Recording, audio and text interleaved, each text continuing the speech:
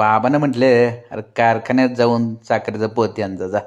मग काय, गाडीला किक मारून मी पण निघलो शिरोळला हो दात कारखान्याला.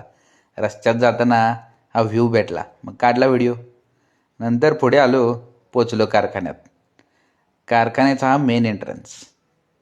आणि इथं माझ्या खूप आठवणी आहेत, कारण मी होतो इथं दत्त पॉलिटेक्निक डिप्लोमाला.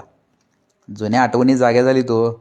मित्र मैत्रिणी, हां आणि ते शिव्या शिक्षकांच्या. आत गेलो नाही, बाहेरनंच बघितलो आणि पुढं आलो. हा रोड कारखान्याचा एक नंबर व्ह्यू आहे भावा. झाडं आहेत, गार्डन आहे, फोटोशूटसाठी तर एक नंबर म्हणजे एक नंबर आहे. आणि खूप भारी वाटलं, कारण इथं बोंबलं थिनलं नाही रोडवर. आणि ह्यो आमचा दत्त मंदिर. या मंदिरात बसून एवढं सबमिशन केलं आहे की नाही 3 वर्षात, कारण आमचं सबमिशन शेवटलाच असायचं ना.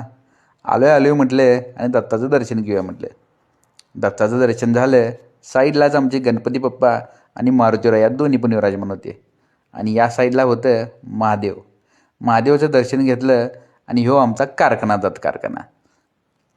दत्त कारखान्यात पोती घ्यायचं होतं. मग पोती घेण्यासाठी आलो, पोती घेतला आणि पोती घेऊन बाहेर पडलो. ह्यो आहे शिरोळमधला भवानी चौक. एवढं भारी वाटतं ना, हा तोफ आणि ह्यो भगवा. भगवा आमची शान आहे, शान. आणि एक वेगळंच असं म्हणजे जोश निर्माण होतो भावा. आणि हा आमचा कासरा. कासऱ्यानं बांधलो पोती. लोक म्हणतात शेती करून काय मिळतं भावा, हे 50 किलोचं पोती आहे. हे ना नोकरी करून नाही येत, तू 1 किलो आणत बस. रॉयल शेतकरी.